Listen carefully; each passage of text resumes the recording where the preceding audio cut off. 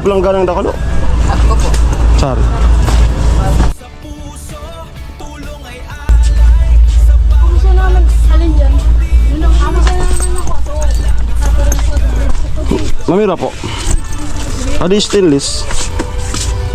6 ko na po adi. 685. Ano plastic? Langin, may liwanag na hatid sa atin. Isang tahanan, isang pangarap. Alamid striker.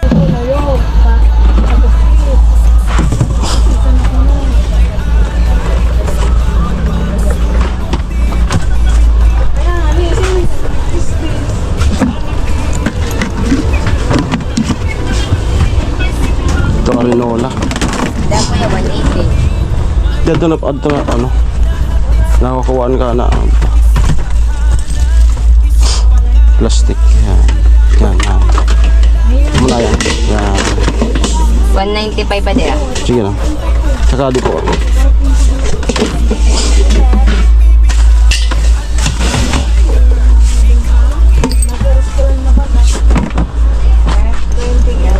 Baldi po na ano.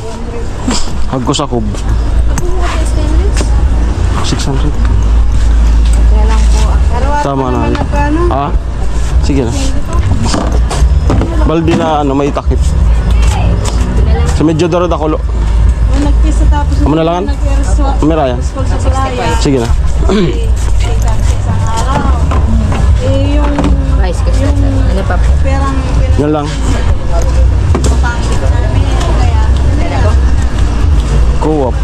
Pang-utsaba na sa bugas na. Baso-baso. Ano.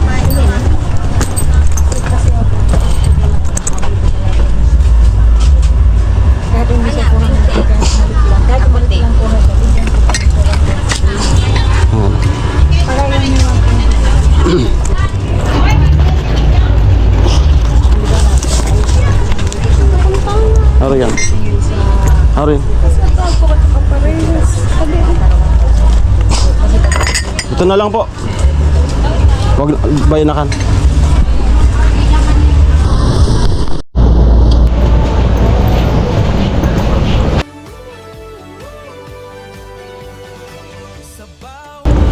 Kidkiran baga. Yung para ikaw makapili ng butas. Atin, isang tahanan.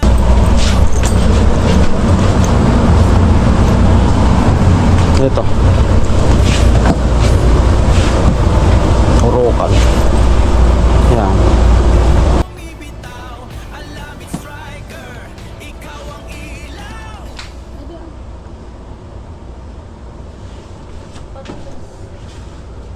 Mas matangkad. Ano para sa'yo maganda? Urokan din to. Ito na lang para alangkaw. Yun mababa. tapos may lagayan na siya noon. Kayo, ito na. Okay.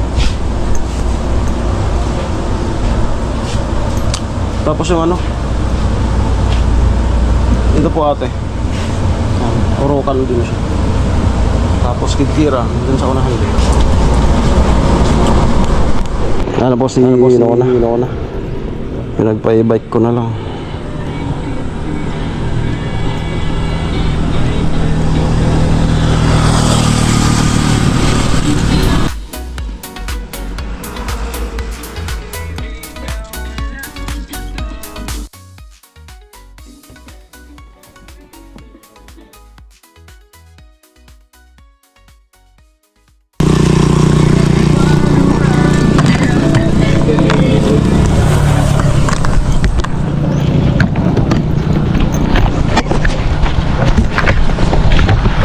Yan.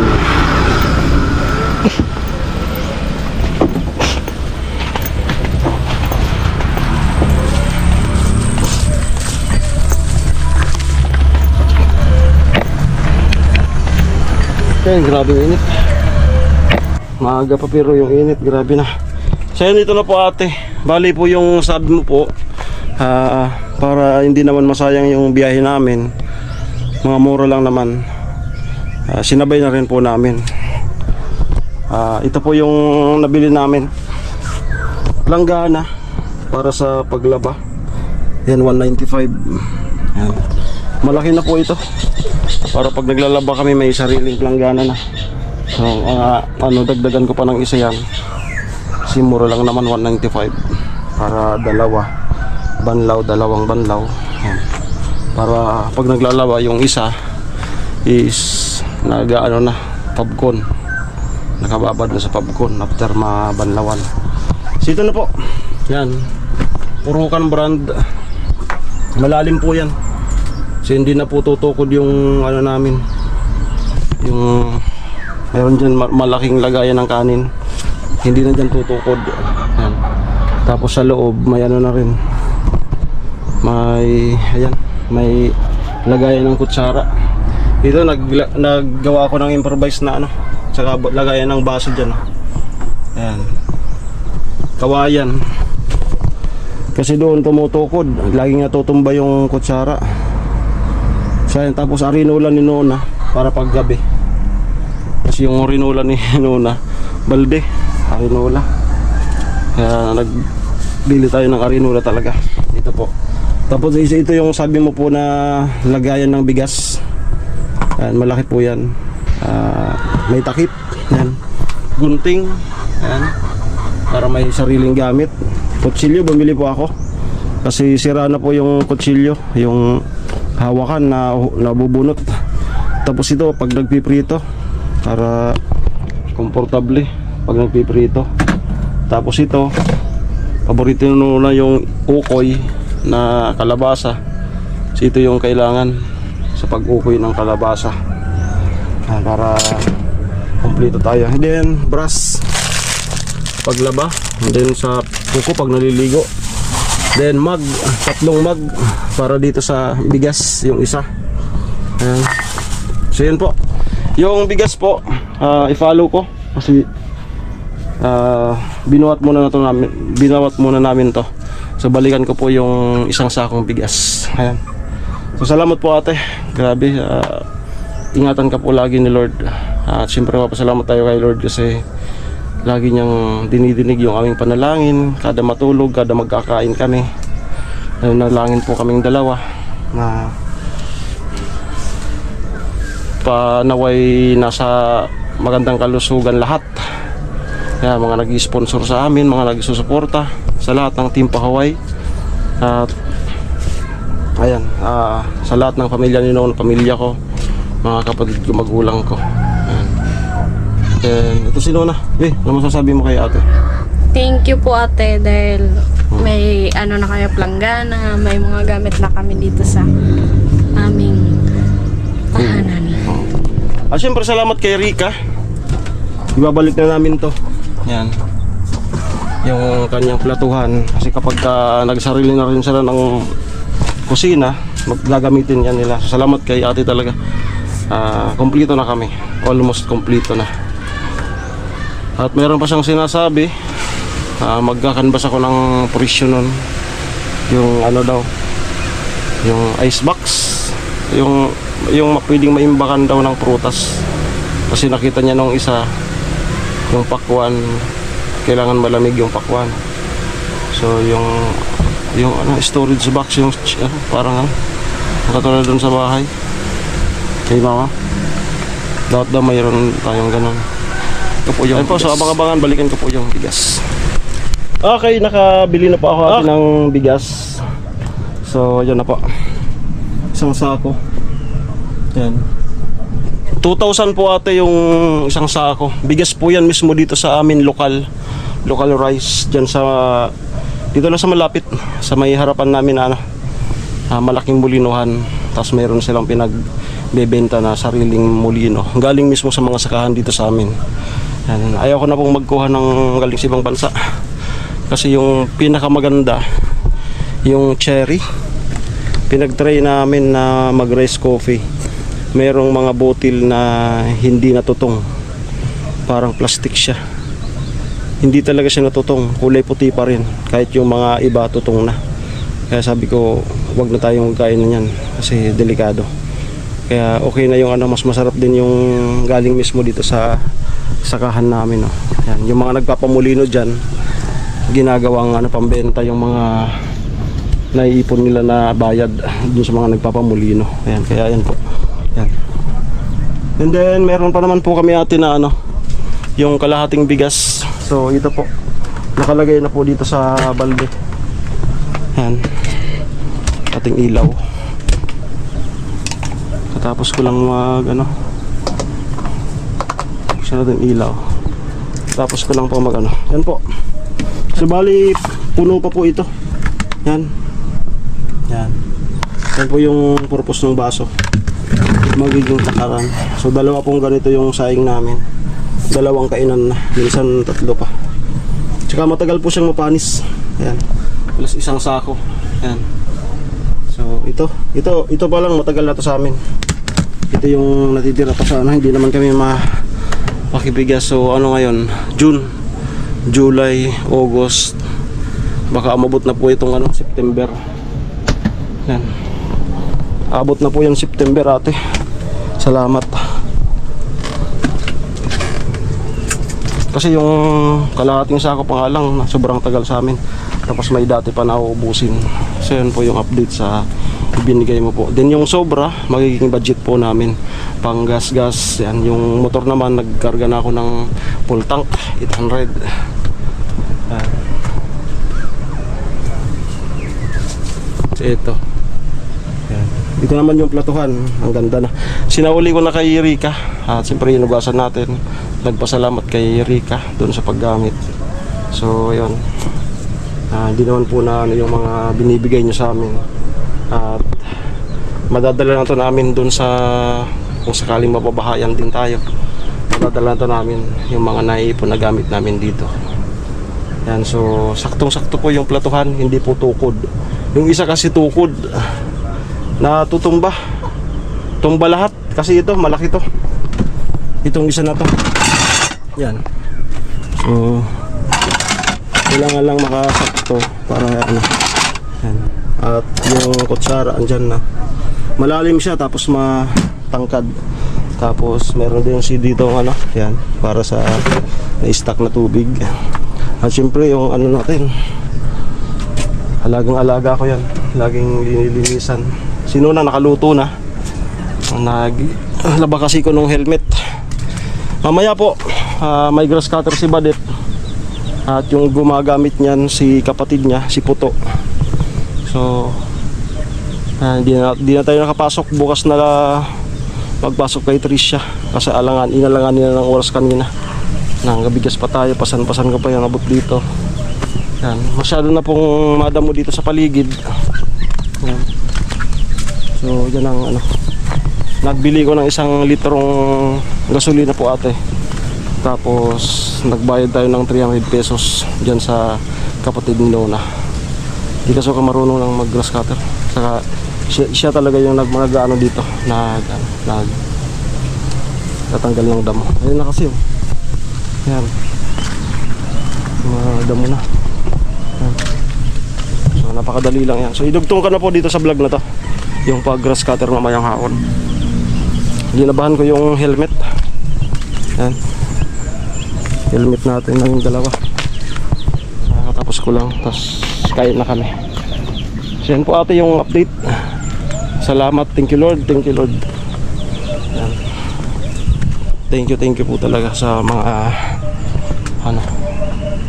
kapag wala na, may dumarating. Sobrang salamat po talaga. Yan. Yan, kain na po. Patayin ko na itong ilaw. At yung arino na, ayan. Yung arino na kasi niya paggabi, yung balde na sa biskwit, yung maliit.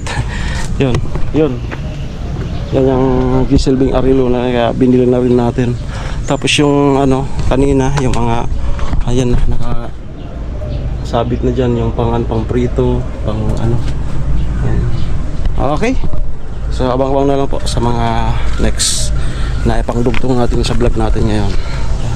Salamat po ate, God bless po sa iyo at sa iyong pamilya.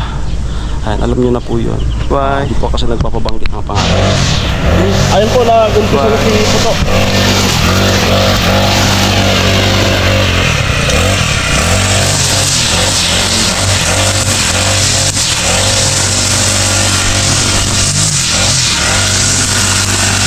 Ito nga to. Ha? Ano yan? Natansi, ay Ang naon. sip. Alam mo rin. Pwede ba ito?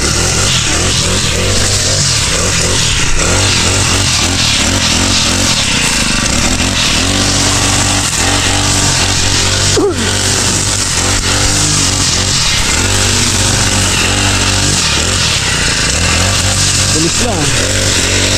Ang bilis lang.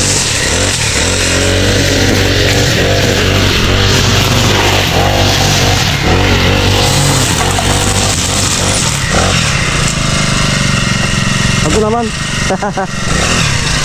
Lahat. Okay.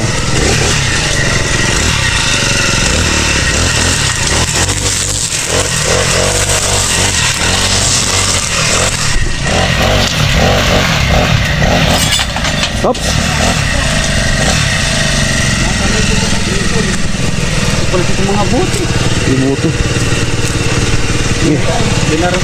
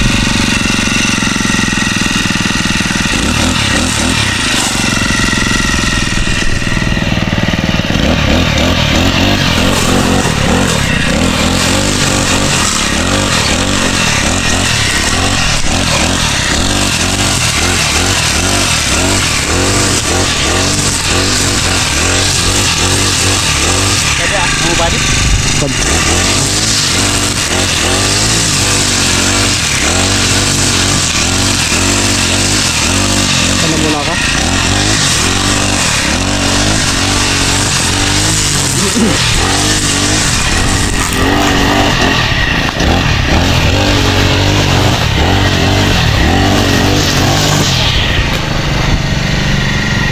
Ayan.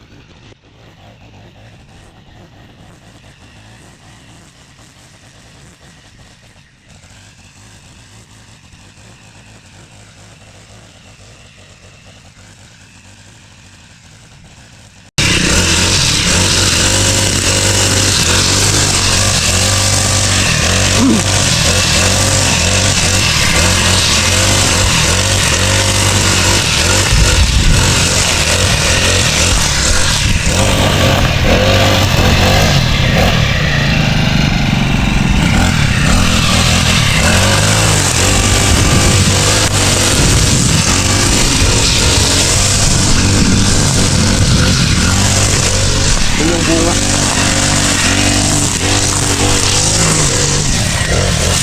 Okay, basta ano yun po, dito. Tapos yun, magbayad tayo ng 300 para may ano din yung putok. Stop ko na kasi kumikidlat. Baka tamaan ng GoPro. Ayan. Tatapusin na lang yan ni putok.